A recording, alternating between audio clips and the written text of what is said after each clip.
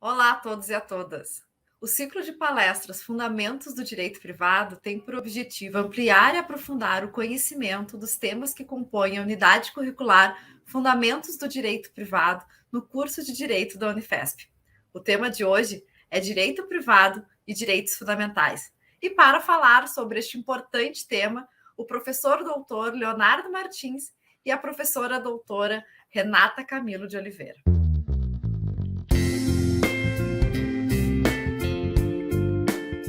De imediato, cabe um alerta, um tema polêmico e que divide opiniões. Existem várias teorias para relacionar a eficácia dos direitos fundamentais nas relações privadas. Na Alemanha, já se vem discutindo há pelo menos meio século sobre as relações entre os direitos fundamentais e o direito privado. No Brasil, este é um tema recente, pois somente após a Constituição Federal de 1988, que tanto a Constituição como os direitos fundamentais passaram a ser levados a sério como fonte primeira e vinculativa de direito. Para falar sobre este tema, contamos hoje com duas pessoas altamente qualificadas e que irão nos brindar com o seu olhar sobre o assunto. O professor Leonardo Martins é professor titular da Universidade Federal do Rio Grande do Norte, mestre e doutor em Direito Constitucional pela Universidade de Humboldt de Berlim, autor de diversas publicações no país e no exterior e do recém-lançado volume 5 da coleção Tribunal Constitucional Federal Alemão, Decisões Anotadas sobre Direitos Fundamentais, pela editora Marcel Pons e Konrad Adenauer Stiftung. A professora Renata Camilo de Oliveira é mestre em Direito Constitucional pela Universidade Federal de Minas Gerais e em Direito Público pela Universidade Heidelberg, doutora em Direito pela Universidade Humboldt de Berlim e autora de diversas publicações no país e no exterior. Renata foi professora nas universidades de Berlim e São Judas Tadeu e tem intensa e destacada atuação na advocacia. E sem mais delongas, vamos passar aqui de imediato a palavra ao professor doutor Leonardo Martins para que possa apresentar aqui o tema. Muito obrigado pelas gentis palavras de introdução, professora Isis. Eu que agradeço pelo honroso convite formulado por você, pelo professor Pedro. É uma honra poder estar aqui neste projeto tão bem organizado, tão interessante, promovido pelo programa de pós-graduação e graduação em Direito da Universidade Federal de São Paulo. Cumprimento a toda a nossa audiência, né? Não dizemos normalmente bom dia, boa tarde, boa noite, porque não sabemos quando as pessoas irão assistir, mas, como a professora Isis já adiantou, trata-se de um tema polêmico, direito privado e direitos fundamentais, principalmente no Brasil, em razão de uma recepção que eu diria, na melhor das hipóteses, incompleta da teoria dogmática alemã da chamada eficácia horizontal dos direitos fundamentais, né? Na Alemanha, na verdade, esse debate está plenamente pacificado já há pelo menos, digamos aí, 3 ou 4 décadas, desde a década de 70 aproximadamente. Lá, os direitos fundamentais não vinculam diretamente os particulares. E eu, pessoalmente, estou convencido da correção dessa posição, razão pela qual, também agora reiteramos o aviso, trata-se aqui, e a posição da professora Renata, desculpa, eu esqueci de cumprimentar minha querida colega e amiga professora doutora Renata Camilo de Oliveira, ela também compartilha aproximadamente dos meus pontos de partida e das minhas conclusões. Então, haverá fatalmente algumas intersecções entre as nossas apresentações. O meu enfoque será mais jurídico-dogmático, né? Não vou me aprofundar na historiografia desse debate ou na teoria, nos aspectos filosóficos envolvidos nessa complexa relação entre direitos fundamentais e o direito privado. Muito bem, aqui está a estrutura da nossa apresentação. 3 partes principais. Trata-se de uma relação. Para se entender bem essa relação, nós precisamos nos certificar primeiro do conceito de direitos fundamentais, né? Então, partiremos dos direitos fundamentais como ramo do direito constitucional e, portanto, direito público, O segundo grande tópico é relacionado ao direito privado como objeto do controle de constitucionalidade, com base nos parâmetros normativos justos fundamentais. Então, o direito civil, direito privado, como objeto de controle de constitucionalidade. E o terceiro tópico é a interpretação e aplicação deste direito privado como objeto do controle de constitucionalidade. E aqui que está o ponto de ênfase da dogmática dos direitos, da eficácia horizontal, direta ou indireta dos direitos fundamentais. Outra informação preliminar que eu gostaria de compartilhar com vocês é que ficamos, eu e Renata, muito satisfeitos, muito bem impressionados com as questões que já foram apresentadas, o que revela que o nosso público-alvo hoje já está introduzido na disciplina, ainda que muito direcionado para essa visão, essa perspectiva, essa opinião dominante, como se diz, a respeito de uma suposta eficácia horizontal direta dos direitos fundamentais. Muito bem. Então, eu já revelei, já dei esse spoiler a respeito da nossa posição central, uma posição bastante minoritária ainda no Brasil, persiste a opinião dominante da eficácia horizontal direta, e nós só chegamos a essa conclusão a partir de um conceito muito bem delimitado dos direitos fundamentais. Os direitos fundamentais, na nossa opinião, são positivados na ordem jurídica mediante normas constitucionais, logo, obviamente, dotados de supremacia normativa. Isso é um reconhecimento geral, claro, todo mundo parte desse princípio, mas as consequências dogmáticas não são devidamente tiradas desse ponto inicial, né? São relativos à relação jurídica entre órgãos estatais, os poderes constituídos, que estão no polo passivo da relação jurídica, e os titulares dos direitos fundamentais que ocupam o polo ativo, o beneficiário, aquele que pode reivindicar do destinatário da norma definidora de direito fundamental um fazer, um não fazer ou um permitir. E outra característica central que induz a essa conclusão já adiantada é que tais normas impõem limites à atuação estatal, limites à atuação comissiva ou omissiva do Estado, em prol da liberdade formal dos titulares, eu enfatizo formal porque trata-se aqui de liberdade no sentido negativo, conteúdo, modos de exercício da liberdade é assunto do titular.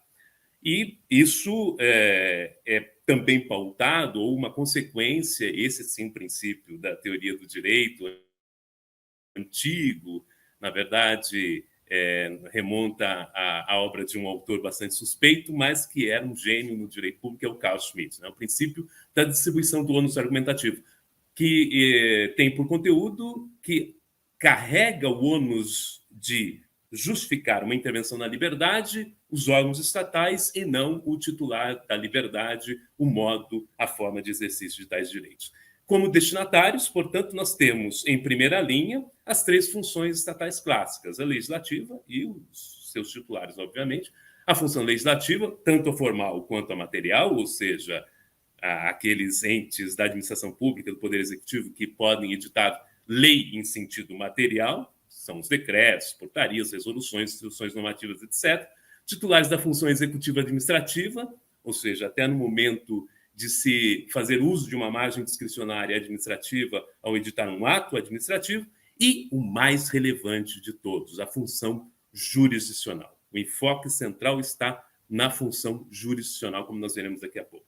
Muito bem, então, segunda parte, segundo ponto estrutural da minha apresentação, diz respeito ao direito privado, né, as normas em si, as normas per se, abstratamente consideradas como objeto do controle de constitucionalidade. Isso pressupõe a hierarquia normativa, obviamente, e a eficácia vertical dos direitos fundamentais ou vínculo do legislador civil às normas definidoras de direitos fundamentais. E aqui a norma parâmetro por excelência é o parágrafo 1º do artigo 5º, segundo o qual as normas definidoras dos direitos e garantias fundamentais têm aplicação imediata, é claro que esses grifos são nossos, né?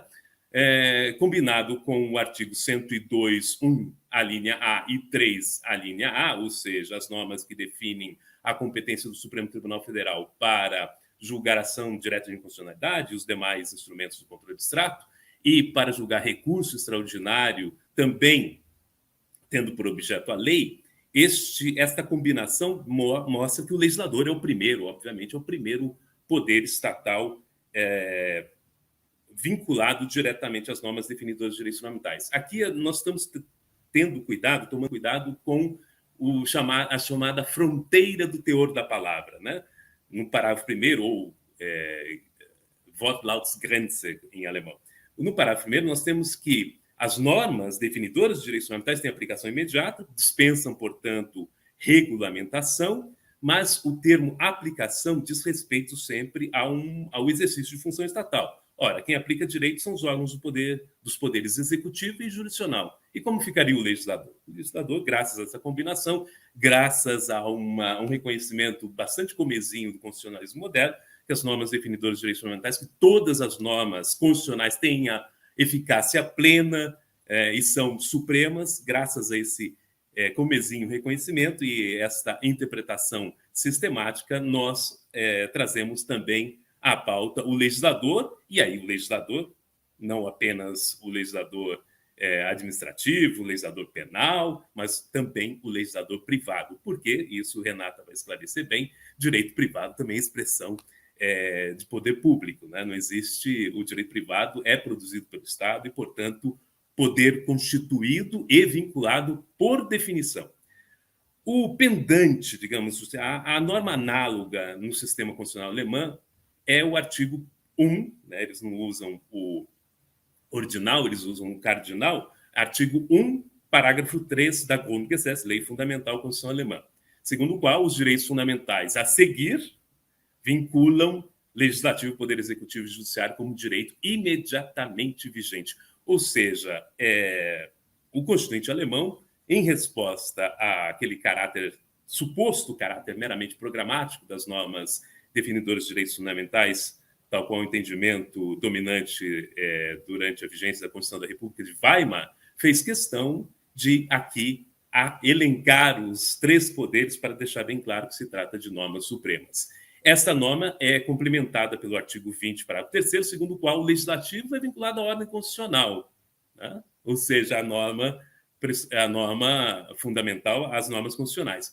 Já o poder executivo e o judiciário são vinculados à lei e ao direito, vínculo do legislado, do executivo e judiciário à lei. Bem, do executivo nós estamos acostumados, princípio da legalidade, dos atos da administração pública, na estrita legalidade, termo inicial e termo final das margens discricionais legislativas, ou chamado poder vinculado, quando não há nenhuma margem discricionária, mas o judiciário nós tendemos a esquecer que é um órgão vinculado, em primeiro lugar, à lei. A lei é a primeira baliza do poder judiciário, né?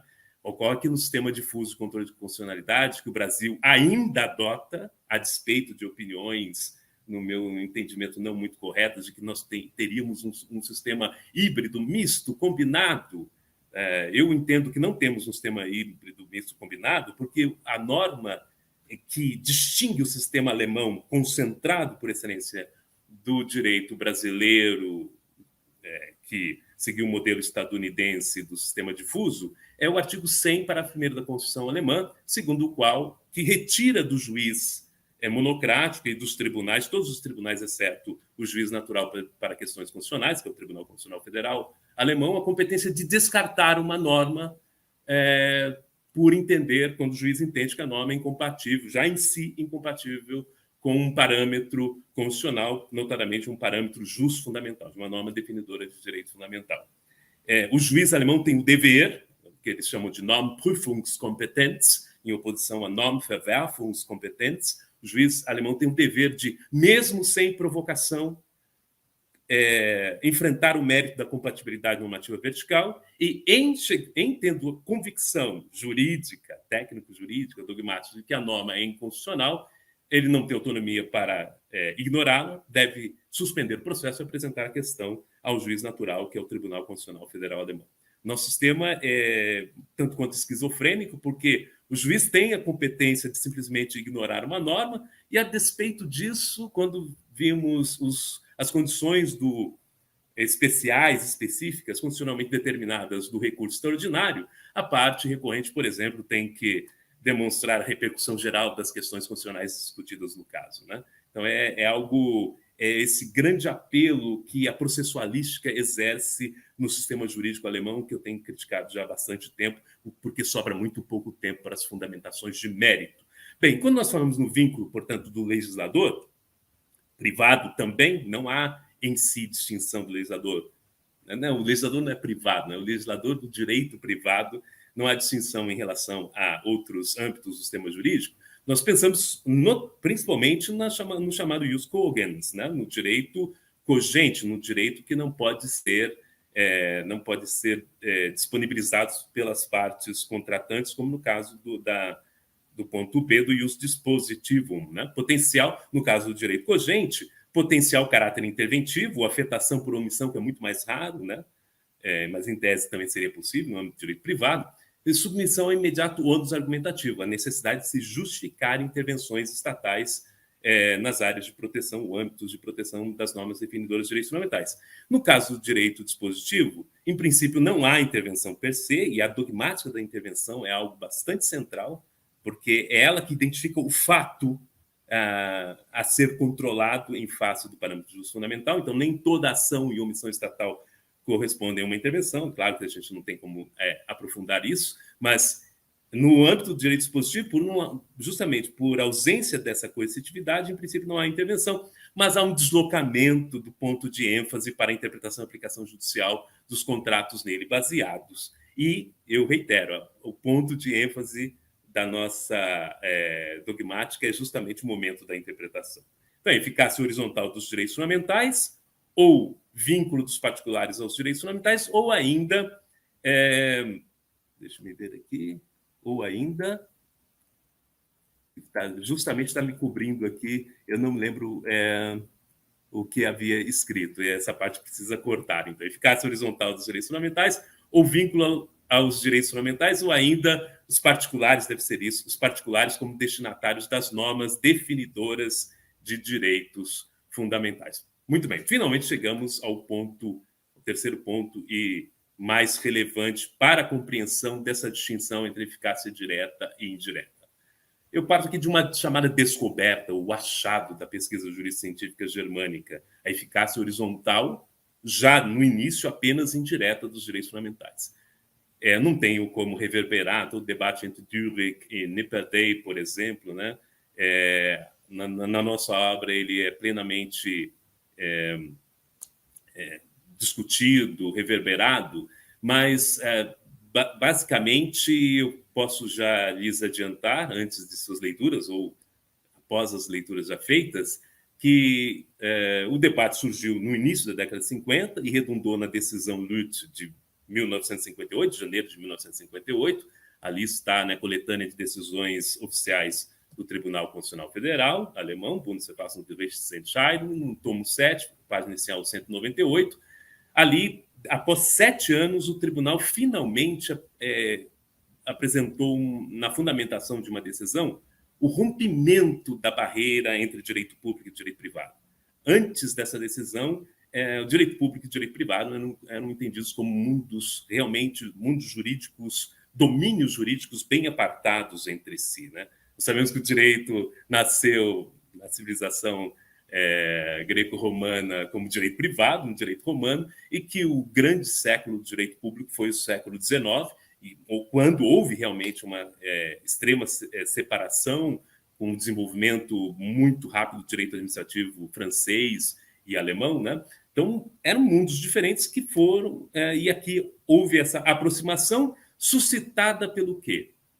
Pela possibilidade de o exercício de uma liberdade esbarrar e representar uma violação do exercício de direito fundamental, portanto, na relação entre particulares, né? O caso é do cineasta Veit Harlan, caso que deu origem a essa discussão, e que, mais um pequeno parênteses aqui, quando se fala em eficácia horizontal, toda a discussão brasileira, e Renata vai tocar nesse ponto, pensa num dos motivos, digamos assim, históricos, seria a grande desproporção de forças competitivas, né? A questão da vulnerabilidade ou hipossuficiência de uma das partes contratantes. É um elemento relevante, sim, mas não foi esse elemento que ensejou a primeira decisão judicial, porque o Veit Harlan e o Erich Lüth, que eram as partes litigantes, estavam mais ou menos estavam no mesmo patamar de forças, estavam no mesmo nível de força social, digamos assim, de poder social para usar um conceito aí cunhado pelo professor Birkenfeld. Tratava-se de um cineasta que participou daquele regime de exceção totalitário que foi o Terceiro Reich, era o chamado cineasta príncipe, o cineasta mor do Terceiro Reich, porque desenvolveu filmes notoriamente antissemitas.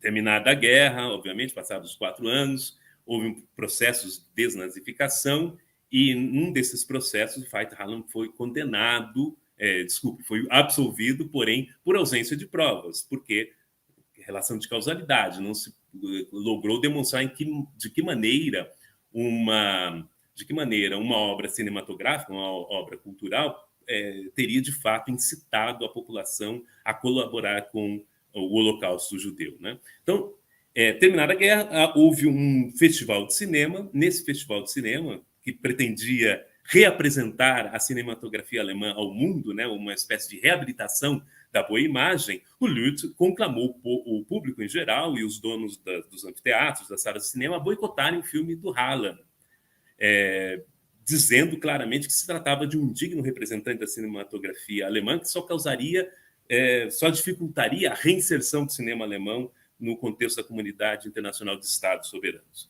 Causa de pedir eram 826, parágrafo 826 do Código Civil Alemão, que continha um conceito jurídico indeterminado, segundo ele, quem causar dano a outro em puração imoral atentatória dos bons costumes está obrigado a indenizar. Os juízes julgaram procedente esse pedido.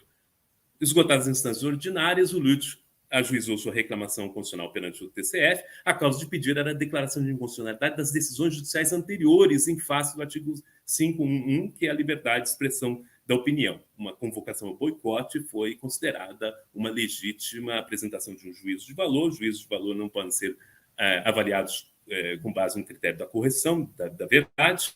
Logo, as condenações na ação combinatória, né? A obrigação de não fazer, de não mais convocar ao boicote, sob pena de pagar uma indenização, multa diária, etc., como nós sabemos, isso foi controlado em face do direito fundamental. O 826, e aqui está, por assim dizer, o pulo do gato, né? O 826 em si não era inconstitucional. O conceito jurídico indeterminado não se choca diretamente contra nenhuma norma justfundamental, nem a partir de uma interpretação sistemática, histórica ou teleológica. Logo, o enfoque foi da interpretação, recaiu sobre a interpretação e aplicação judicial deste conceito jurídico indeterminado nessa relação específica. A decisão foi pela procedência, na fundamentação firmou-se a tese da eficácia dos direitos fundamentais nas relações entre os particulares, porém, por intermédio da interpretação judicial de conceitos jurídicos indeterminados encontrados no direito privado. E qual a conclusão que resta aqui? Que o vínculo, portanto, direto, não é dos particulares envolvidos numa lide, mas do Poder Judiciário, que deve realizar uma interpretação à luz dos direitos fundamentais, uma chamada interpretação orientada pelos direitos fundamentais, toda vez que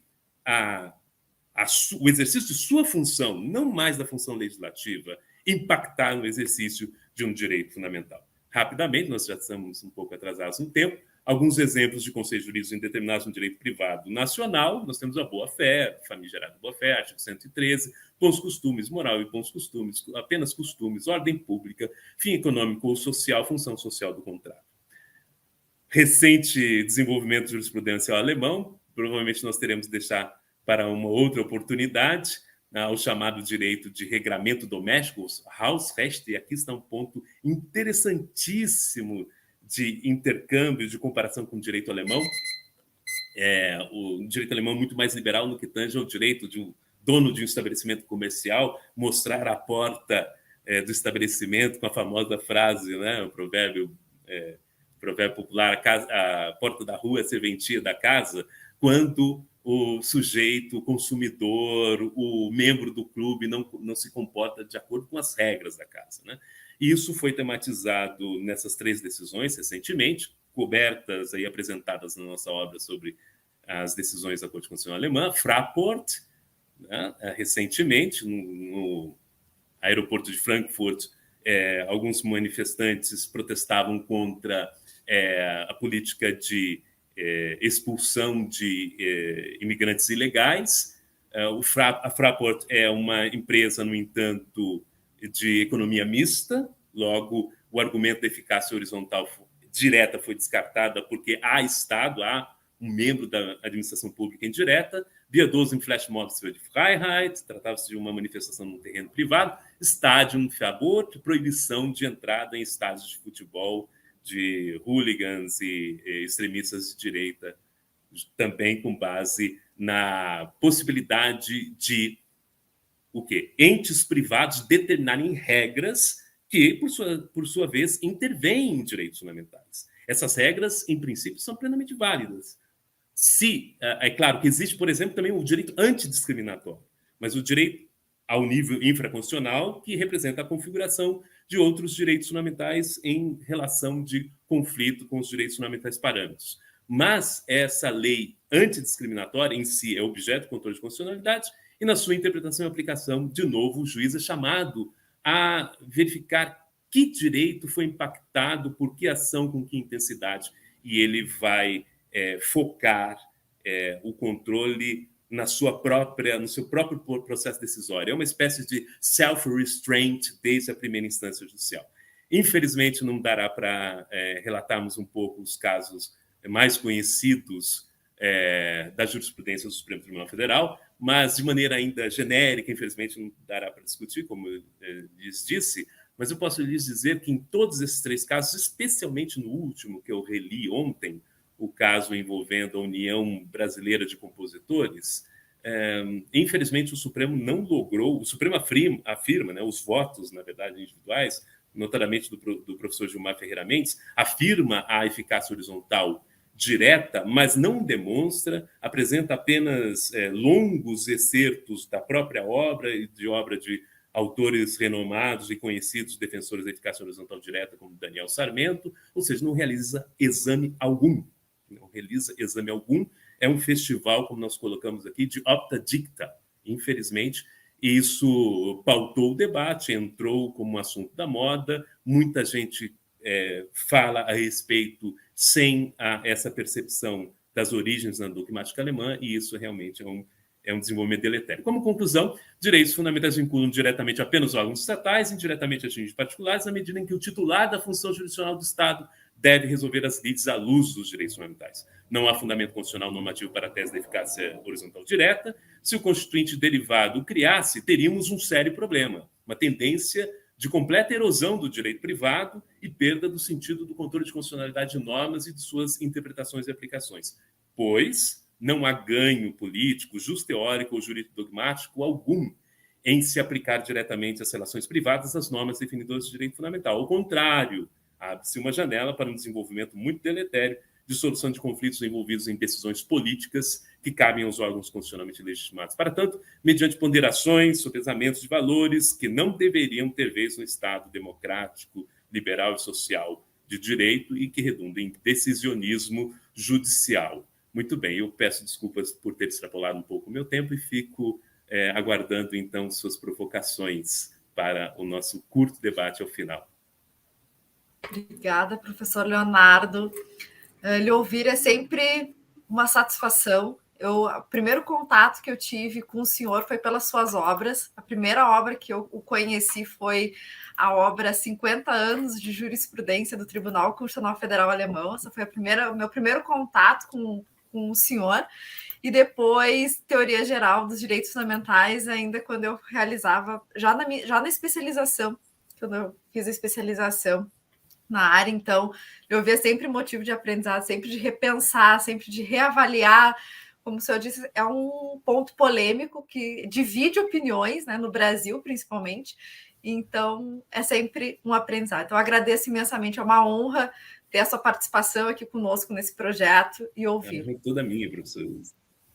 De imediato, então, eu passo a palavra para a professora Renata para poder realizar aqui a sua exposição. Obrigada, professora Renata, mais uma vez pela sua participação. É uma satisfação recebê-la aqui. Professora Isis, a satisfação é toda minha. Eu agradeço muitíssimo o convite e parabenizo a professora e ao professor Pedro pela excelente iniciativa.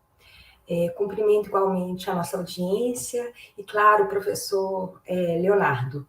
É uma honra compartilhar esse painel com um interlocutor tão rigoroso do ponto de vista científico e escutar uma fala de altíssima qualidade. Bom, como o professor Leonardo já adiantou, nós temos uma visão bem similar. Aqui não vai ser um painel com um pró e um contra. Nós dois defendemos uma eficácia indireta, mas não qualquer eficácia indireta, uma aplicação, segundo a minha perspectiva, claro, bem consequente da eficácia indireta, mas, enfim, o que não faltam também são contrapontos à nossa visão. Não vai ser nesse painel, mas tem muitos autores, né, e muitas decisões com uma perspectiva diferente. O professor Leonardo já abordou, como pontuado, de forma excelente o tema, já entrou nos aspectos mais difíceis do ponto de vista dogmático. O que eu vou fazer aqui é apenas explicitar um pouco dos pressupostos teóricos que orientam a minha visão e eu acho que, em grande medida, a visão do professor Leonardo. Bom, quando a gente está falando da relação entre direito privado e direitos fundamentais, já está claro para todo mundo que essa discussão está atrelada à discussão sobre os destinatários dos direitos fundamentais. Destinatários significa aqui destinatários da obrigação, né? Quem é que tem o dever de respeitar, de observar os direitos fundamentais.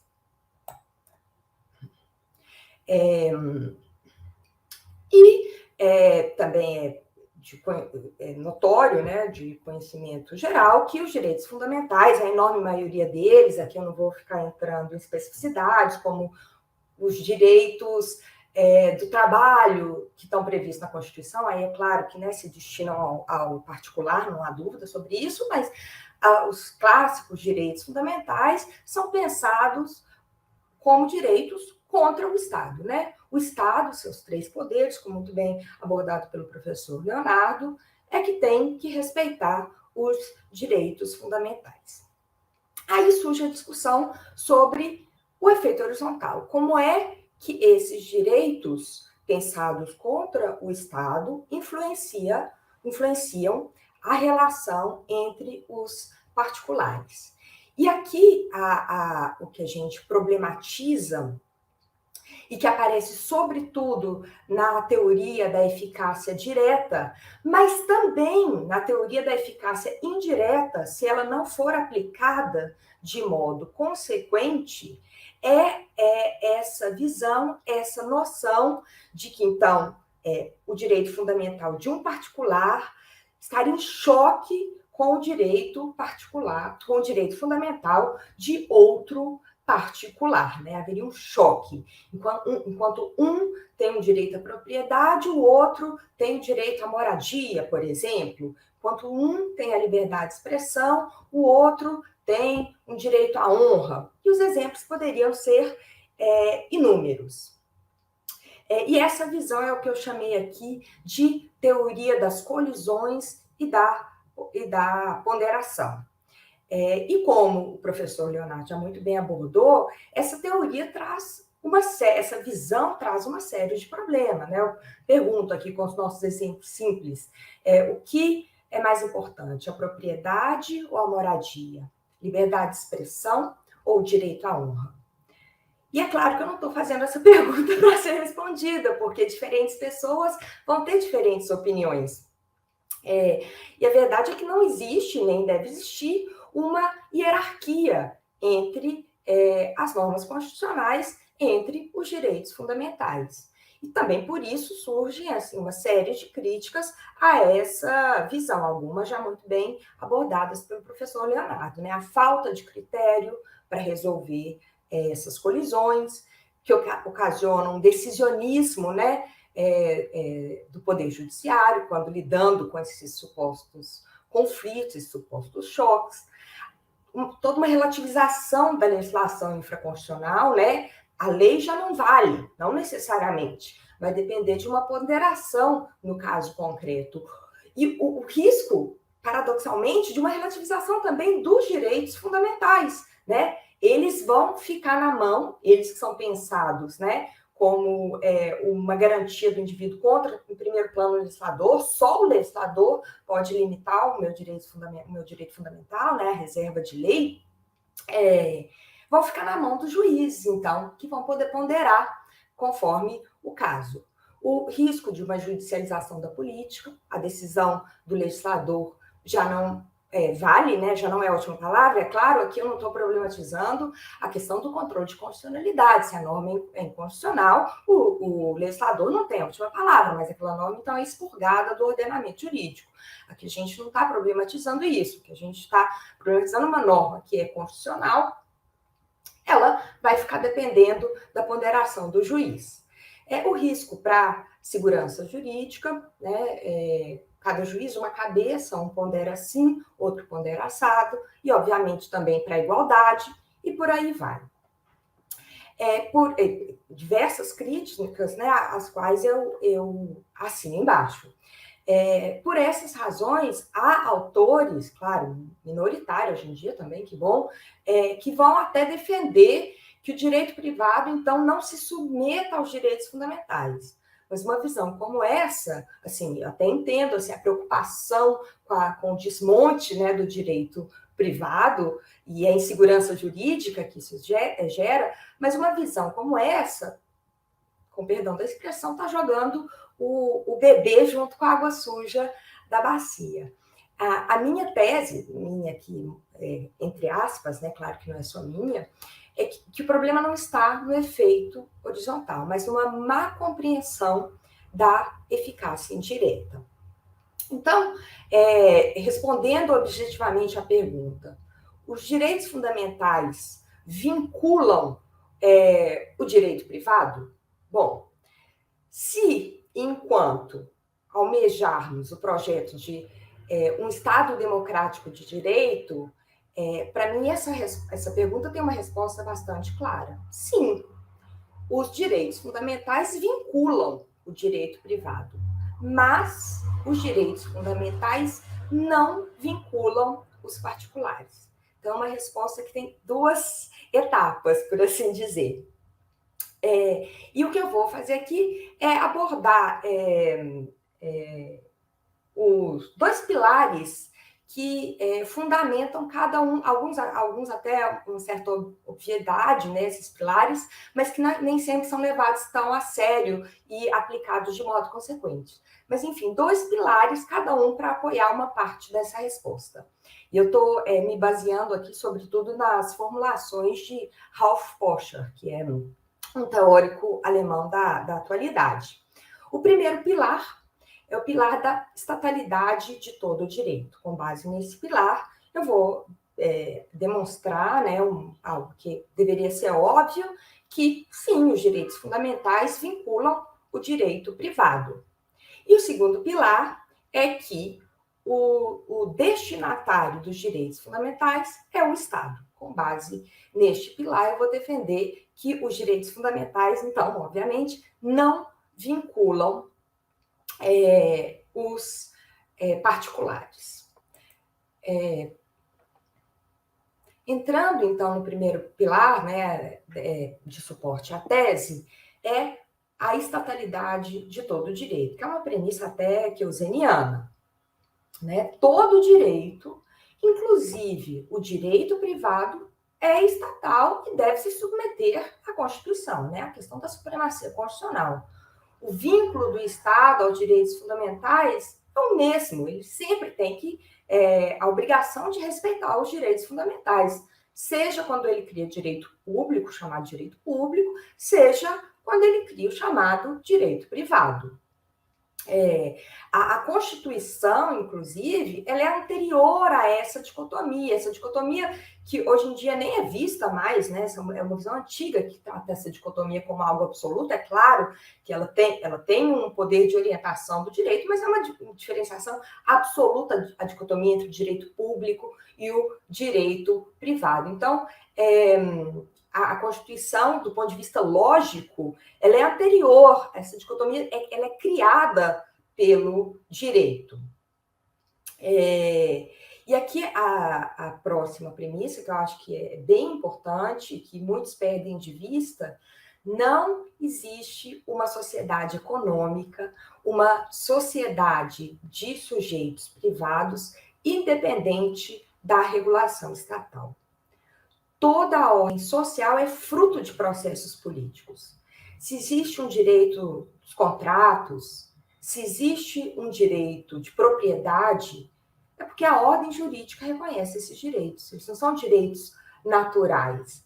Na verdade, os que defendem a exclusão do direito privado, do vínculo aos direitos fundamentais, em certo sentido, estão numa recaída à visão, né, do liberalismo clássico, a visão do paradigma do Estado liberal burguês, né? Como se o direito privado, como reino da autonomia da vontade, da liberdade individual, devesse permanecer livre da intervenção estatal, né? E a política vista como algo sujo, ruim, então esse Estado deveria ser mínimo.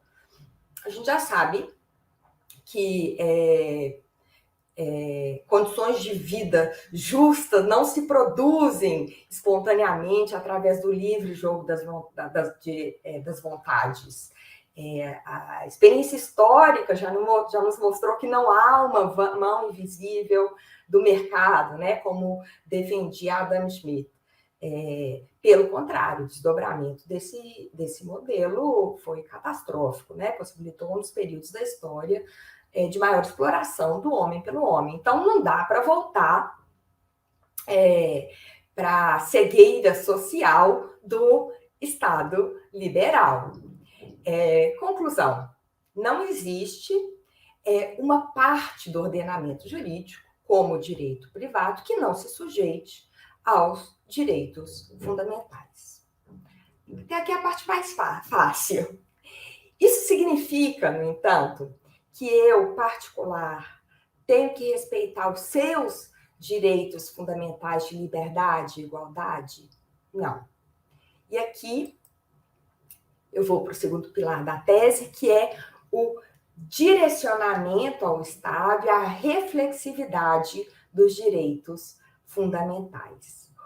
O destinatário das obrigações impostas pelos direitos fundamentais é o Estado.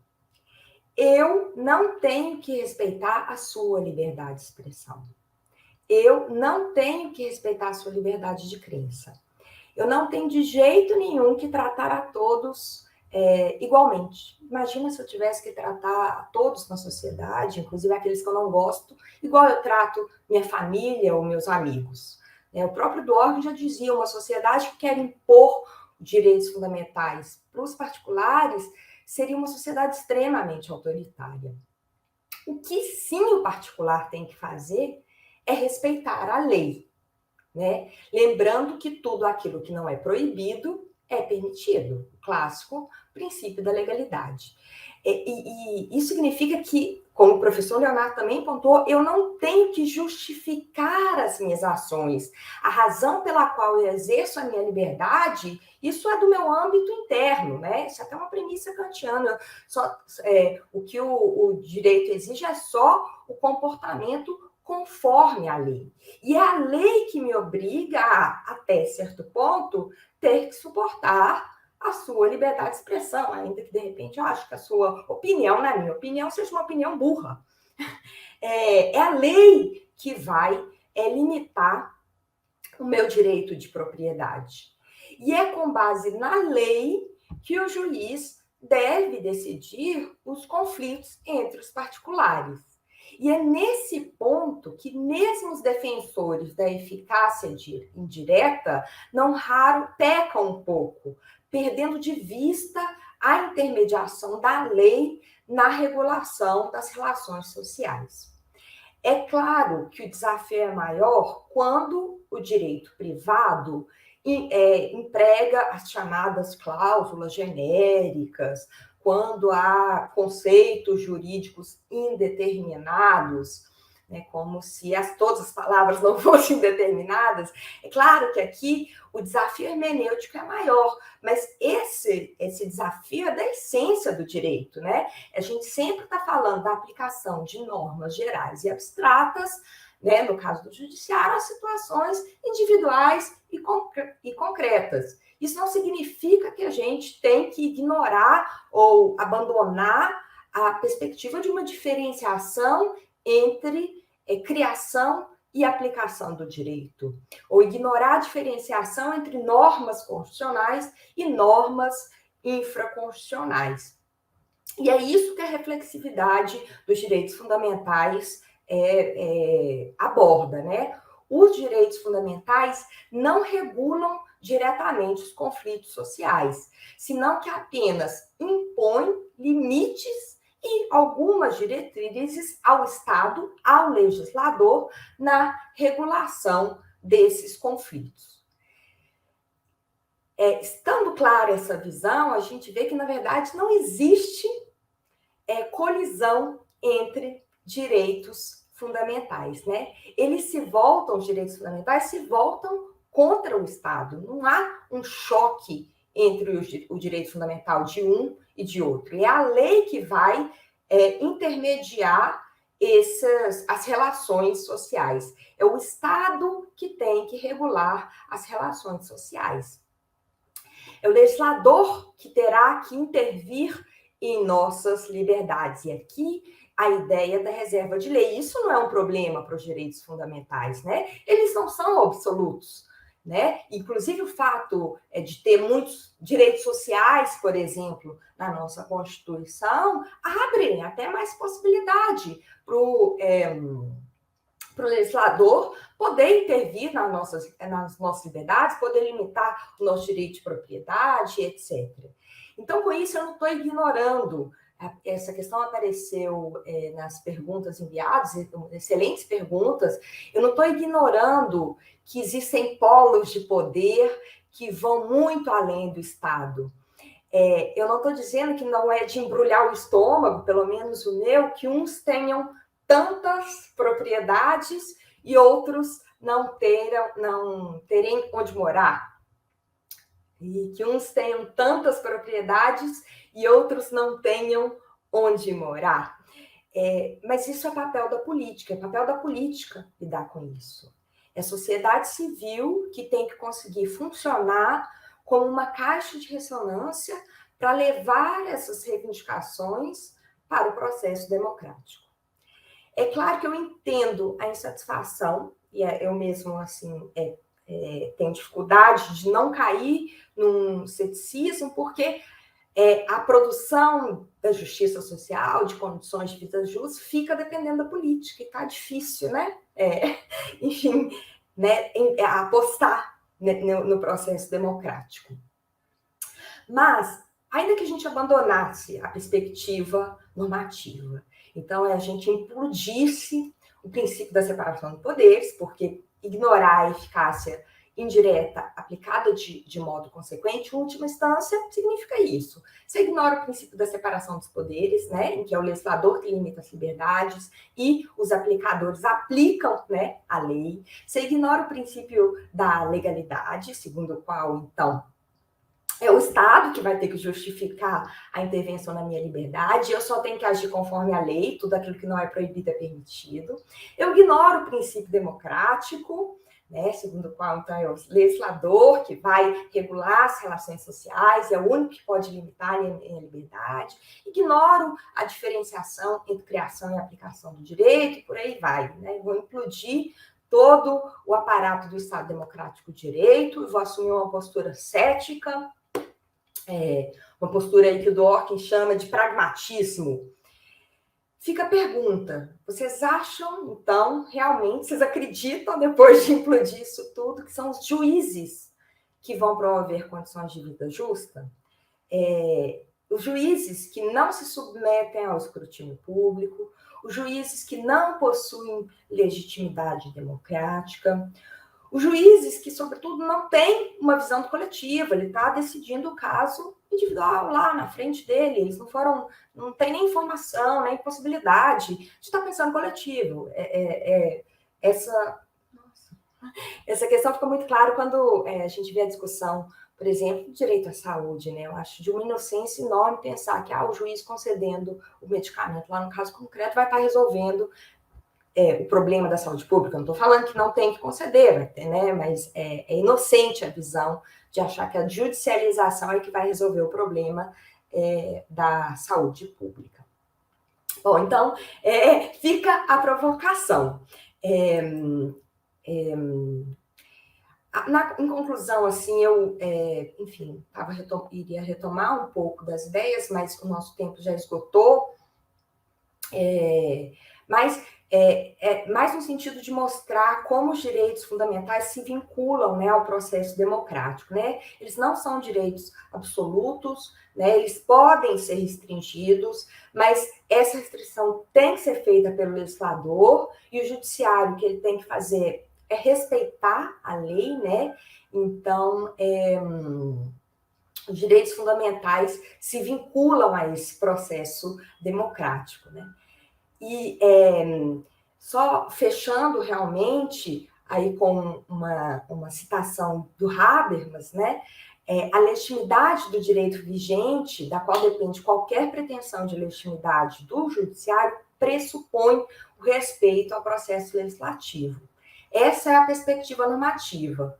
Agora, ainda que a gente abandonasse essa perspectiva normativa, como eu pontuei, né, e quisesse adotar uma postura cética, eu considero que é um certo infantilismo, para utilizar uma expressão bem dura da Ingeborg Maus, um infantilismo pensar que a solução para os nossos problemas sociais e políticos está nas mãos de juízes togados. Muito obrigada pela atenção. Nós que agradecemos, professora. Nós que agradecemos, professora Renata, a sua brilhante exposição, cheia de provocações, para que a gente possa aqui refletir e pensar cada vez mais este tema que é tão realmente inquietante, tão importante da gente pensar sempre, continuar aprimorando aí o nosso conhecimento na área. Queria rapidamente me manifestar sobre a brilhante palestra da minha tão nobre colega e amiga, professora doutora Renata, que foi numa linha mais teórica e mais assim, teleológica também, sobretudo ao final, né? Todo mundo pensa, eu destaquei no início, muito en passant, na questão do poder social como equivalente ao poder estatal no momento de sufocar as liberdades e as igualdades. Renata muito bem colocou que isso não tem como ser transposto diretamente para relações particulares, que os direitos fundamentais implícitos nas normas constitucionais não colidem entre si. A liberdade de expressão não colide com a honra pessoal, nem o direito de propriedade colide com o direito social de moradia, e por aí vai, porque é a resposta que o Estado legislador, a começar pelo legislador público e privado, dá, que deve ser compatível com as normas definidoras de direitos fundamentais. Sem dúvida, a interposição legislativa, é bom que se entenda, não é indispensável para o exercício dos direitos fundamentais. Esse é o sentido da determinação do parágrafo 1º. As normas definidoras têm aplicação imediata. Porém, é claro que é tarefa primeira do legislador, privado inclusive, possibilitar uma vida minimamente harmoniosa em sociedade. Ao fazê-lo, ele vai tentar harmonizar direitos materialmente fundamentais ao nível infraconstitucional, que é um nível que está no polo do objeto do controle, da norma infraconstitucional. Então, é claro que a lei é imprescindível e essa primeira regulamentação tem que ser compatível com direitos fundamentais possivelmente colidentes, né? Toda vez que, ao harmonizar, muitas vezes o legislador vai impactar nos dois direitos fundamentais colidentes ou em apenas um. E em relação ao ceticismo de Renata quanto aos conceitos jurídicos indeterminados, que ocuparam os conselhos jurídicos indeterminados ocuparam um papel central na decisão Lüth, porque a Corte Constitucional Alemã teve de se socorrer numa visão axiológica dos direitos fundamentais. Os direitos fundamentais comporiam um sistema, inclusive hierarquizado, de valores que irradiaria sua influência sobre todo o ordenamento jurídico e, portanto, todo o ordenamento jurídico deveria ser interpretado à luz dos direitos fundamentais. Agora, quando uma norma infraconstitucional é bem definida, é possível, isso é objeto do controle abstrato, descartá-la como inconstitucional.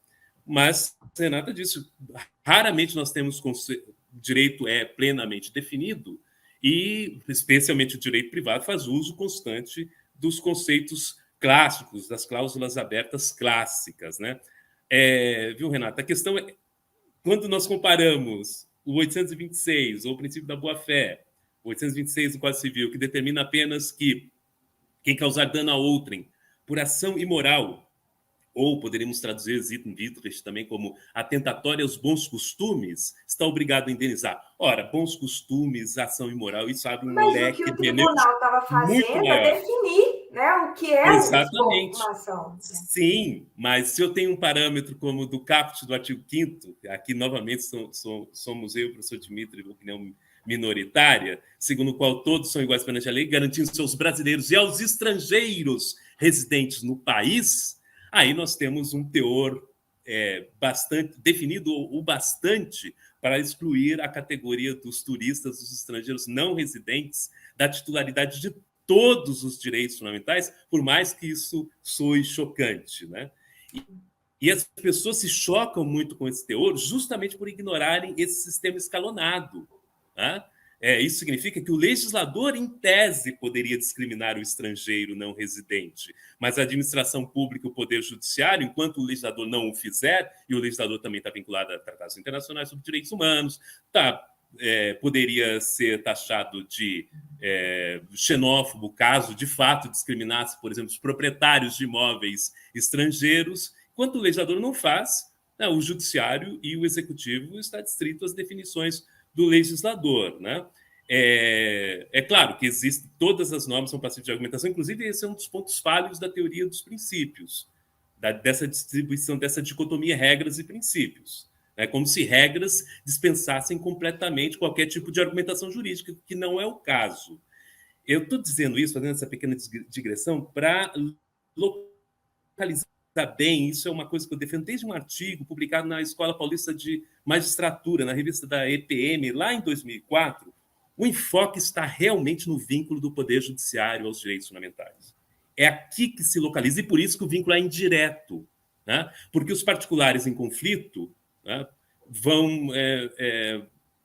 sofrerão as consequências de uma dada interpretação judicial. E essa interpretação, que aplica conceitos jurídicos indeterminados, que pode, como ato autônomo, como exercício autônomo da função jurisdicional, não apenas de aplicar a lei ou denegar a aplicabilidade à lei inconstitucional, mas o exercício autônomo de interpretar e aplicar uma norma que em si é constitucional com os direitos fundamentais, né? E a questão ainda sobre o poder social, só para fechar e já entrando numa das perguntas, em que pese não ter sido esse o enfoque na decisão Lüth, depois ele apareceu, por exemplo, na decisão Blinkfeuer, recentemente, numa decisão, na década de 90, sobre antena parabólica, relação entre locatários e locadores, em que medida o locador pode impor regras contratuais e, ao impor regras contratuais, justamente impedir que um cidadão turco instale uma antena para receber canais de televisão estrangeiros. Bem, essas decisões, o poder social, a assimetria das relações de conflito, são um assunto também do Poder Judiciário, mas são o primeiro assunto, né, o primeiro poder chamado, convocado a intervir aqui é justamente o legislador. E isso é a partir de uma outra acepção da chamada dimensão objetiva dos direitos fundamentais, que é justamente do dever estatal de tutela ou de proteção, a Schutzpflichten. Isso que a gente estava debatendo outro dia, né? Essas duas dimensões, acepções da dimensão objetiva, se complementam, né? Em havendo grandes desproporções de chances e condições competitivas, o legislador está chamado a agir para proteger uma liberdade negativa. É exatamente. Outra coisa que a gente precisa também chamar atenção é que a tese ou a teoria dos deveres estatais de tutela não se aplica aos direitos sociais. Os direitos sociais é um tudo ou nada mesmo. Ou o Estado faz, cumpre o seu dever de agir, o Estado legislador, principalmente, ou não. No caso da relação triangular aqui, sempre o juiz, então, vai ser chamado de Mia lide, mas a baliza do judiciário deve ser uma lei que já promova que esse maior equilíbrio, né? Que restrinja de maneira mais intensa o direito fundamental da parte economicamente mais forte. Isso é um direito locatício, já que estamos falando de relação entre direito privado e direitos fundamentais, direito locatício, direito do consumidor, isso é muito presente. O direito do consumidor é justamente isso, o Estado cumprindo com a distinção de que o direito do consumidor já é positivado expressamente na ordem constitucional brasileira, né?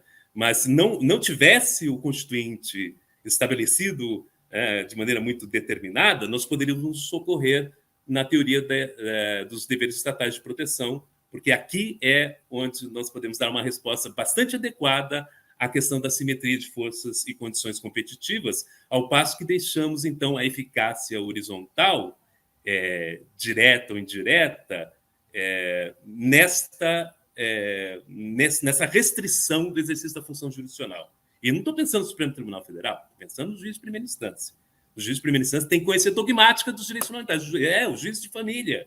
O juiz de família, o juiz que está decidindo se uma cláusula contratual é válida ou não. Ele tem que conhecer bem a dogmática dos direitos fundamentais e saber em que medida a sua interpretação impacta e, então, aí traçar a proporcionalidade até a necessidade como um mecanismo de autorrestrição, certo?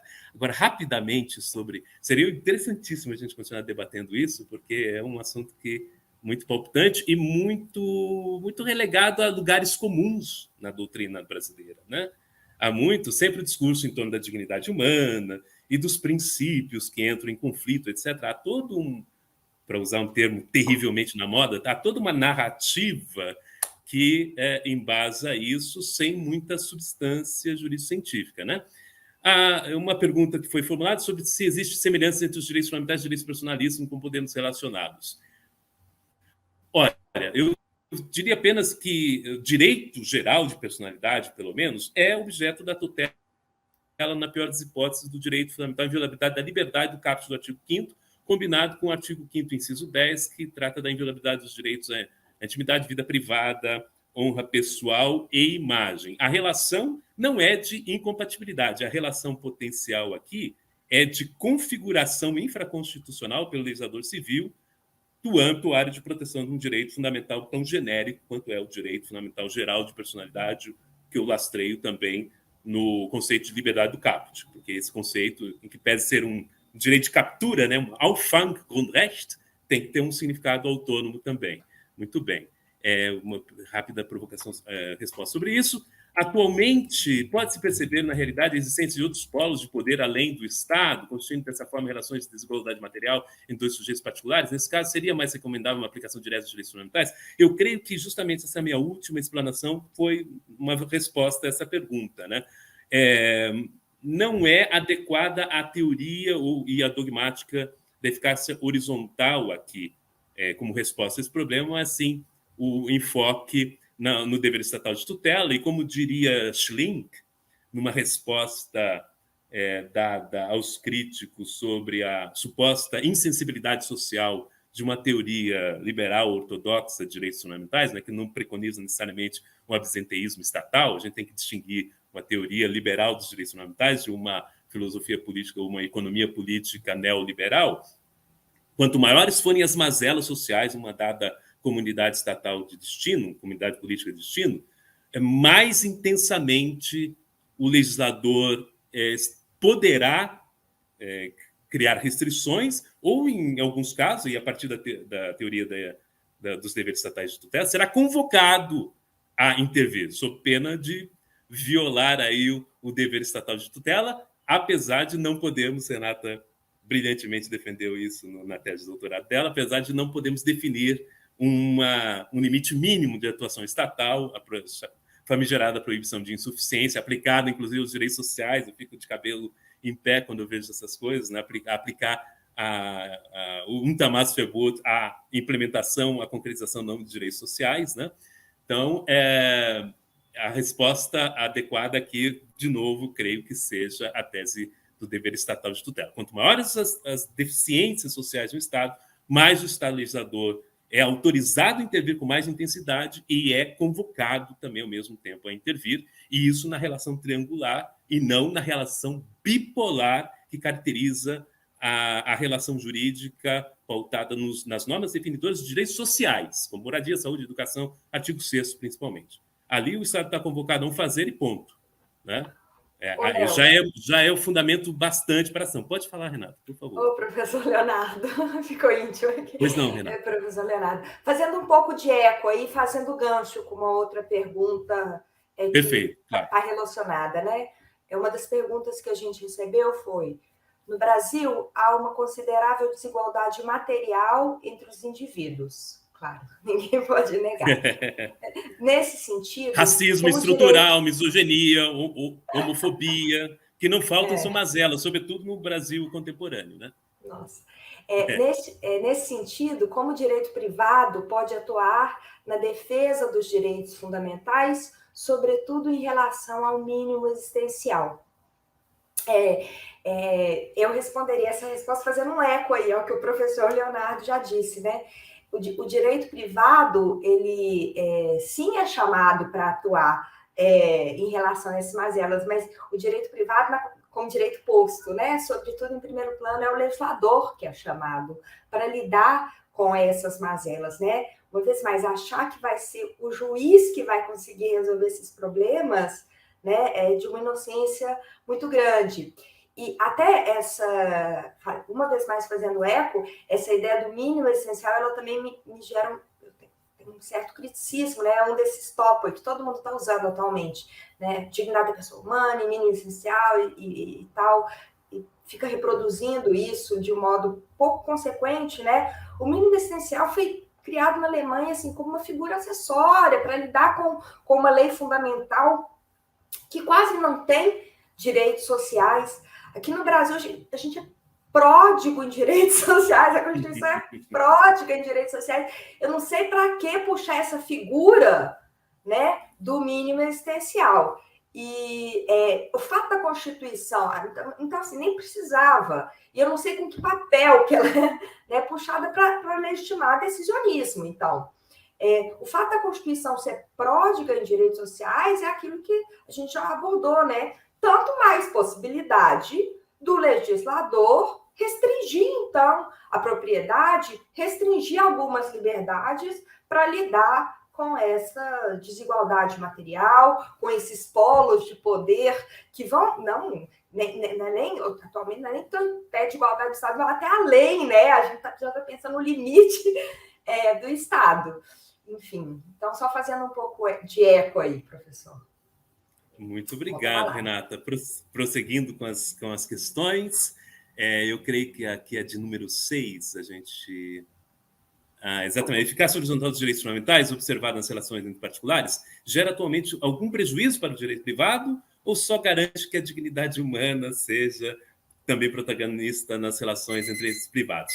Bem, tirando aqui a vocação da dignidade humana, em razão do seu caráter muito vago, e que surgiu na Alemanha em razão de uma resposta ao Terceiro Reich, ou seja, é uma norma que protege o ser humano contra sua transformação em objeto, a fórmula objeto é a fórmula kantiana mais aplicada aqui. É difícil trazer... Por que a gente...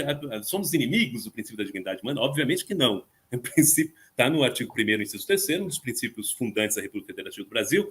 O que nós nos voltamos, eu, Renata e outros poucos colegas, o professor Dimitri de Moulis, nós nos voltamos contra a banalização da dignidade humana. Né? Nós não podemos, como o Renato muito bem disse, nós temos vários direitos sociais positivados. Alguém que mora embaixo da ponte, infelizmente, algo que está explodindo hoje em dia, vive em condições materiais indignas, sim, tá? Mas isso necessariamente implica a violação da sua dignidade humana aí cabe debate, porque se nós formos afirmar que a omissão do Estado no cumprimento do seu dever de ação, de cumprir o direito fundamental social de moradia, corresponde à violação de um princípio fundante da República Federal do Brasil, então a gente não tem mais Estado constitucional de direito que para em pé no Brasil.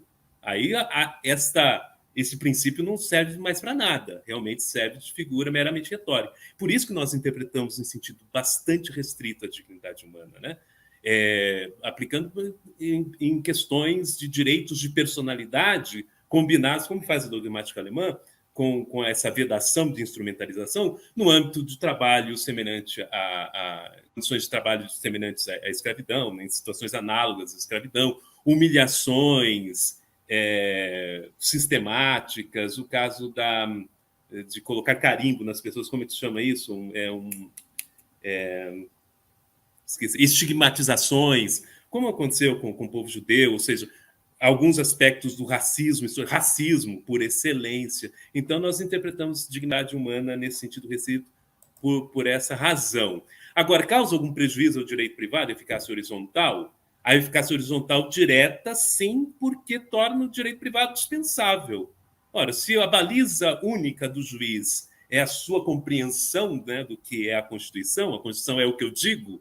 A gente já vê alguns escritos, um debate com Barroso, mas ao nível do Supremo Tribunal Federal. Isso pode ocorrer com o juiz de primeira instância, ocorre. Qualquer advogado militante sabe como é aleatória a jurisprudência já na primeira instância. O velho provérbio de que de bumbum de neném, cabeça de juiz brasileiro, ninguém sabe o que vai sair, né? Isso é a negação do Estado de Direito, segurança jurídica, etc.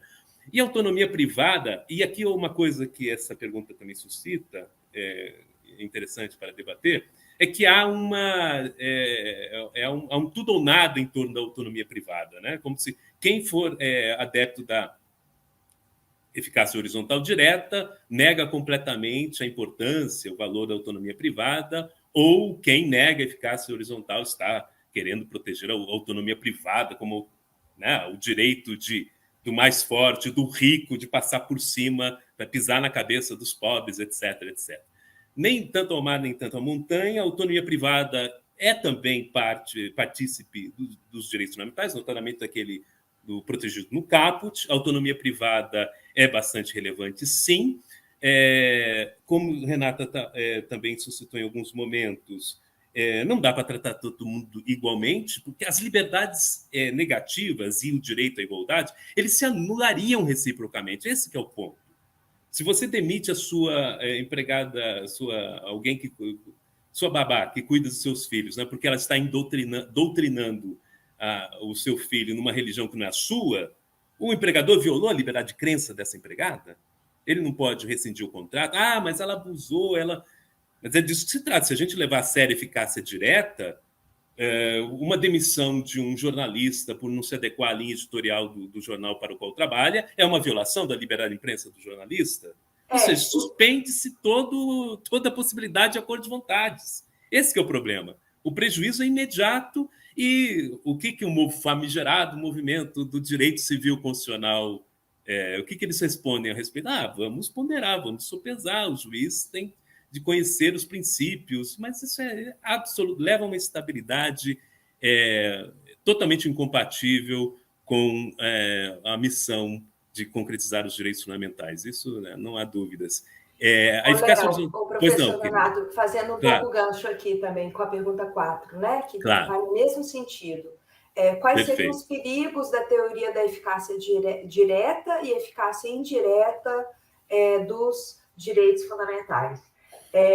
Acho que a gente abordou bem, né? A eficácia direta, isso fica muito claro, né? Essa ideia da colisão, do choque aí, mas também da eficácia indireta, se não aplicada de modo consequente, né? Leva ao problema da falta de critério para resolver colisão, leva ao problema do decisionismo, leva ao fim do direito privado, né? Pode implodir tudo, porque tudo vai depender da aplicação direta da Constituição pelo juiz. Essas são as críticas, leva ao problema da insegurança jurídica, da igualdade, né, no tratamento dos casos, leva a cada juiz uma cabeça. Mas numa visão bem extrema, bem exagerada, é isso, leva a um estado extremamente autoritário, né? Em que eu tenho que ficar justificando as minhas ações, né? Eu teria que ficar justificando, investigando, então, a razão, e se eu tivesse... o que o professor Leonardo falou, um jornal, por exemplo, ele tem uma ideologia, ele tem uma linha editorial, né? Ele vai... Isso o livre jogo aí das liberdades, claro, tem regulação estatal e tem que ter um direito consumidor, tem um direito ambiental que também está regulando o tempo todo, está restringindo o tempo todo a propriedade, ainda bem, né? Mas isso, apesar de estar meio repetitivo, é papel do legislador, da política, claro, né? Do legislador democrático. E corresponde ao plano de concretização do Constituinte, por assim dizer, ao sistema de limites aos direitos fundamentais mediante reservas legais, simples e qualificadas. Estava lendo outro dia o professor Vigílio Afonso da Silva, ele é contra a recepção do conceito de Gesetzesvorbehalt sob a ordem constitucional brasileira. Eu não entendi muito bem o argumento dele, pois é notório que quando o Constituinte diz que a liberdade profissional é garantida, né, inviolável a liberdade profissional, o exercício de qualquer trabalho, ofício ou profissão, garantidas as qualificações profissionais que a lei estabelecer, ou quando o Constituinte determina que a liberdade de locomoção em território nacional será exercida nos limites da lei, obviamente que a gente não pode abraçar aquela classificação tripartite clássica, defendida desde os anos 60 pelo professor José Afonso da Silva, das eficácias plena, contida e limitada. Né? Todos os direitos fundamentais estão no mesmo patamar hierárquico. Ocorre que o Constituinte sabia que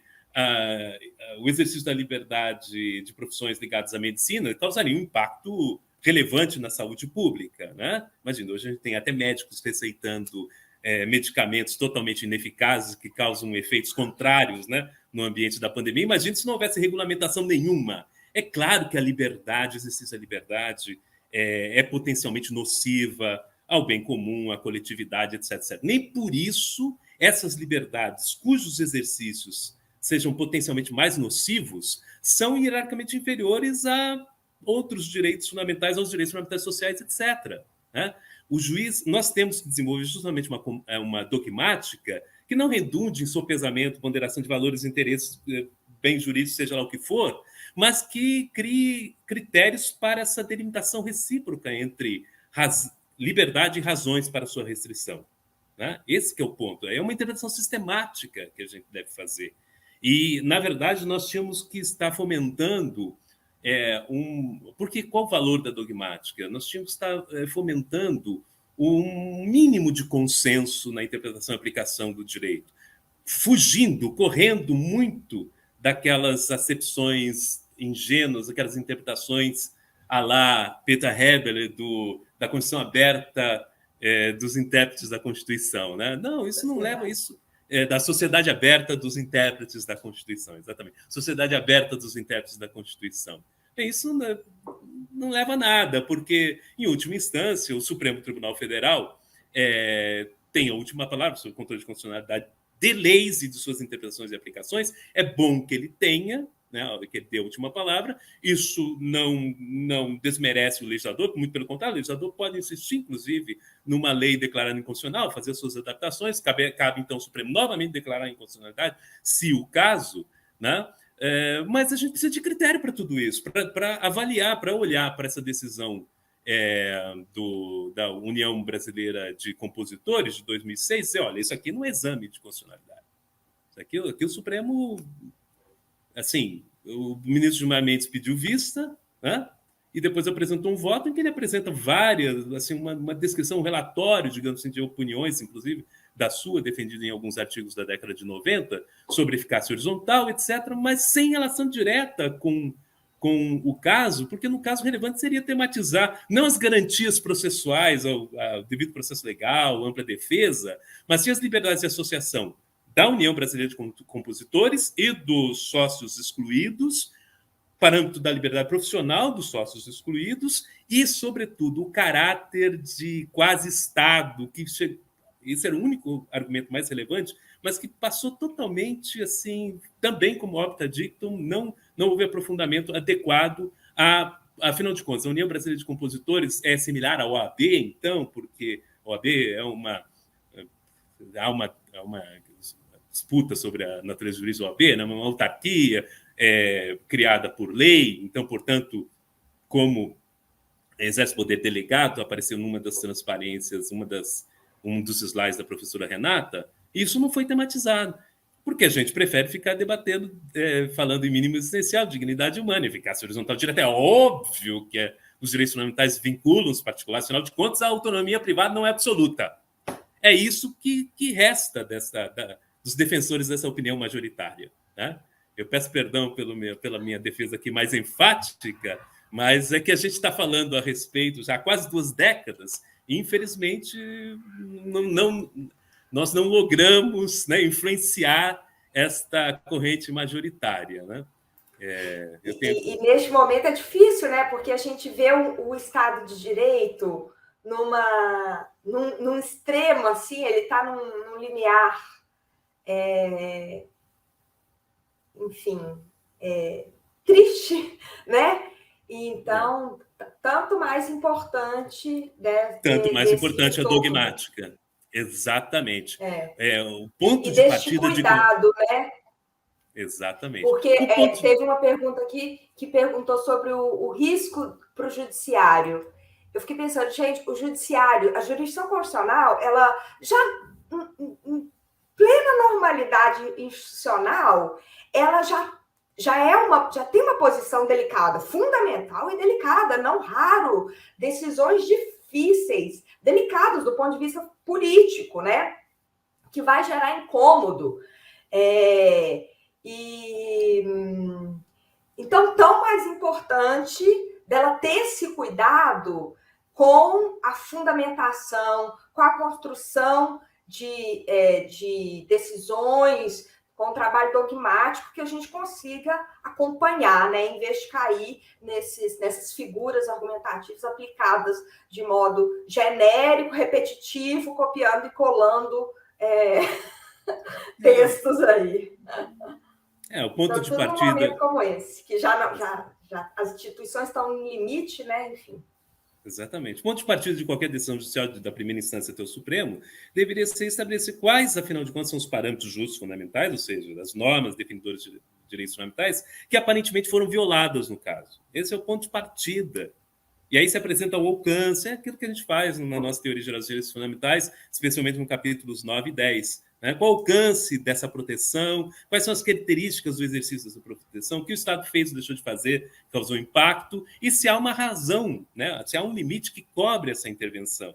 Só que essa intervenção não é simples, é só do legislador, como é também do juiz, como nós colocamos. Né? É claro que essa dogmática geral, aplicada em alguns contextos, você tem que... O princípio da proporcionalidade, por exemplo, tem que sempre ser reinterpretado, readaptado, mas há uma linha, um caminho metodológico muito bem determinado. Renata mencionou esses riscos, essas decisões difíceis, muitas vezes contra-majoritárias. Me lembro de 2 decisões da Corte Constitucional Alemã, crucifixos, né?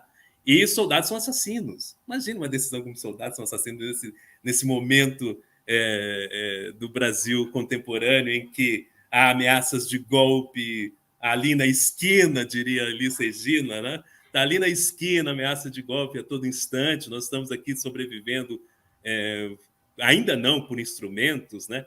E me lembro, isso, puxa, mais um gancho, me lembro que a gente desloca, até os nossos concursos públicos, desloca a atenção dos candidatos do que é bastante relevante. Né? Quando eu falo direito fundamental à vida, o sistema de limites, digo até mesmo direito fundamental à vida pode ser limitado. Aí, alunos de pós-graduação, lato sensu, claro, professor, aqui no artigo, acho que 136, 137, caso de guerra, pena de morte, falei, gente, não é disso que se trata, isso que se cobra em concurso público, isso é o Estado constitucional, democrático de direito na UTI, nós precisamos saber como lidar com os conflitos na normalidade democrática.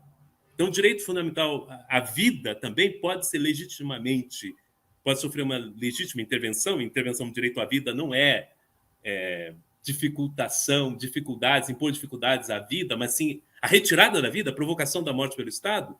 O caso único limítrofe é a última ratio junto à situação do sniper, que tira a vida de um agressor para salvar a vida da vítima. Se for realmente a última ratio, trata-se de uma intervenção justificada no direito fundamental à vida, porque o agressor não perde o seu direito fundamental, né? O seu direito fundamental não caduca, para usar uma expressão do direito privado, por ele se colocar naquela posição de agressor. Mas ele suscita, é claro, o dever de proteção do Estado da vida da vítima, tá? Mas então, é assim que a gente... Eu não estou ponderando a vida de um com a vida do outro, né? Mas eu estou que, realizando aliás, essa delimitação. Está positivado com a devida intermediação do legislador no Código Penal, né? A reflexividade está regulado o conflito social com as excludentes, né? Com as excludentes, sem dúvida. Eu sempre faço esse paralelo com o direito penal também. As excludentes equivalem, então, aos limites, à peculiaridade do direito constitucional, direitos fundamentais, em razão da sua superioridade hierárquica, é a necessidade de se realizar um controle de constitucionalidade material, o que a gente faz por intermédio da aplicação dos limites, especialmente da proporcionalidade. Isso não tem no direito penal, né? Direito penal, estrito cumprimento do dever legal, acabou a discussão. Conduta é típica, mas não é antijurídica. No âmbito do direito constitucional, claro que é sempre mais difícil. Claro que é sempre... E há limites à racionalidade jurídica, né? Sobretudo quando tem, de fato, uma colisão entre direitos fundamentais. Tá? No âmbito da interpretação e aplicação judicial. É o que o Schlink chama, Pierrot Schlink no seu curso, e agora prosseguido por King Green Posha, de critérios ceteris paribus. A intervenção mais intensa num dos direitos fundamentais em colisão não pode impactar negativamente no outro direito fundamental. O que ocorre é que o juiz tem que depois inverter a ordem de que direito é impactado em prol de que propósito. Aí os propósitos e direitos impactados trocam de posição para verificar, então, se a sua decisão é defensável, pelo menos, né? E isso passa ao largo de ponderação, passa ao largo da ponderação, totalmente. Né? Se o juiz seguir rigorosamente, né, a nossa quase cartilha, por assim dizer, enfrentar o mérito da constitucionalidade da lei que decide o caso. Começa por aí o nosso problema, né? Os juízes muitas vezes decidem, lá do glorioso Rio Grande do Sul, uma vez eu vi uma decisão de uma juíza gaúcha, nós sabemos que os juízes gaúchos, pensando na nossa querida professora Isa, são muito, assim, são super competentes e, às vezes, no entanto, às vezes muito engajados. Tratar de uma decisão com cuja conclusão eu concordava em gênero, número e grau. Era naquele contexto das manifestações de drag queens e de transexuais, desempenhando o papel de Jesus em teatro, e aí uma gritaria de conservadores e tal. E a juíza acertou, no meu entender, na decisão, só que fez questão de consignar o final da sentença, que ela tinha chegado àquela conclusão sem a necessidade de se aplicar uma norma positiva sequer. Assim, ela argumentou totalmente livre, de maneira muito livre, coerente, fazia sentido, só que esse orgulho de não ter aplicado uma norma sequer é muito característico da nossa cultura jurídica, né? E isso vale para juízes progressistas como para juízes conservadores, né? E aí a gente fica nessa dependência da coloração político-partidária daquele que decidirá a lide. Esse é também o problema.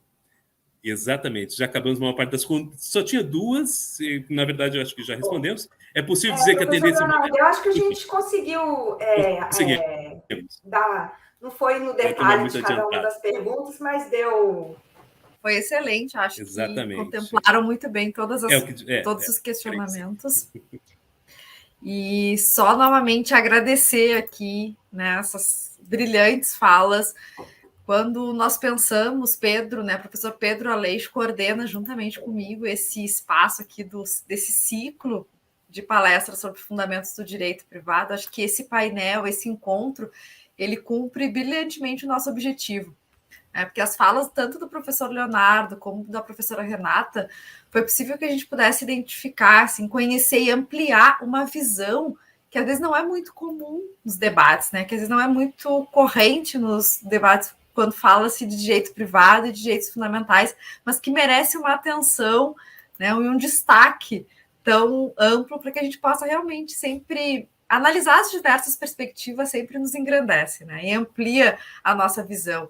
E a nossa intenção aqui é oportunizar que os nossos alunos da graduação conheçam esses novos lugares também, que a gente possa cada vez mais ampliar o conhecimento. E o nosso objetivo é sempre apresentar argumentos, não é dizer o que está certo para os alunos, o que está errado, mas que eles possam ouvir argumentos e possam, a partir dos argumentos, construir a sua própria posição, construir o seu próprio entendimento a respeito do tema específico. Então, acho que esse objetivo foi brilhantemente atendido. O meu enorme agradecimento aqui pela oportunidade de aprender cada vez mais sobre esse tema. Foi realmente um momento de muito aprendizado. Como disse o professor Pedro Aleixo, o professor Leonardo fez uma síntese precisa de argumentos e a professora Renata nos trouxe aí inúmeras provocações, em especial uma provocação importante sobre a questão da responsabilidade decisória judicial, sobre todas as questões que envolvem essa temática também. Então foi realmente as falas se complementaram muito bem e foi isso, nós já imaginávamos, por isso o nosso convite especial para essas duas pessoas, esses dois pesquisadores que a gente admira tanto e que realmente abrilhantaram aqui esse nosso ciclo de palestras sobre fundamentos do direito privado. Então, aqui, novamente, meu agradecimento e que a gente possa seguir esse debate, né?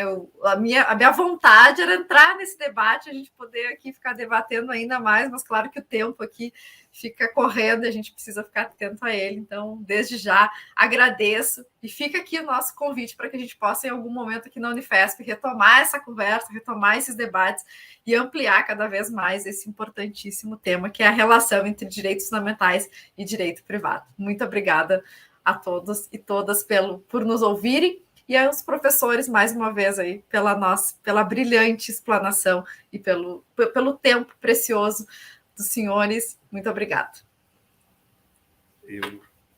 Quer falar? A gente faz um fechamento ou... Se vocês quiserem fazer um breve fechamento... Só para agradecer mais uma vez à professora Isis e ao professor Pedro, né, pelo convite, pela brilhante organização desse projeto. É um projeto de extensão, né? Muito interessante. Eu vi uma aula passada, realmente muito bacana. E, claro, seria um enorme prazer voltar a esse fórum aqui, conversar com os colegas. Prazer enorme ter estado com a minha querida professora Renata Camila de Oliveira. Eu tinha uma outra colega, Renata Martins.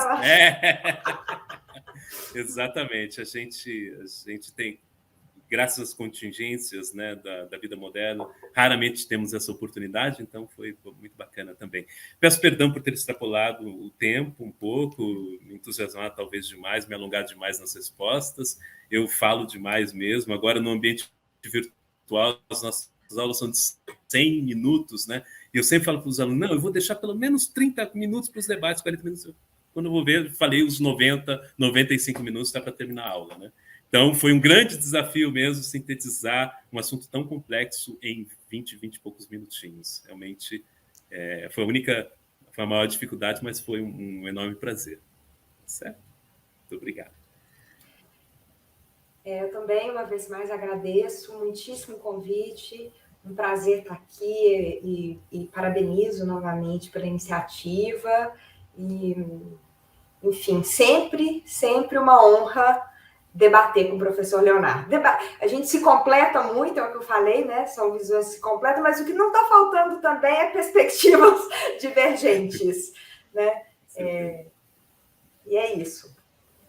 Obrigada, então, mais uma vez. Fiquem aqui, então, com alguns livros de referência para continuar estudando um pouco mais e aprofundando sobre o tema dos direitos fundamentais e do direito privado.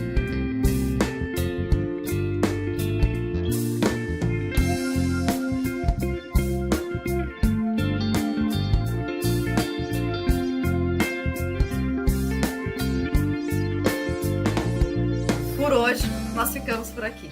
E você, já se inscreveu no canal? Então inscreva-se, ative as notificações e participe. A sua participação neste projeto é muito importante. Deixe o seu comentário, o seu questionamento e a sua sugestão. Participe também no nosso Instagram, @comunicadireitoprivado, ou também pelo nosso e-mail, comunicadireitoprivado@gmail.com.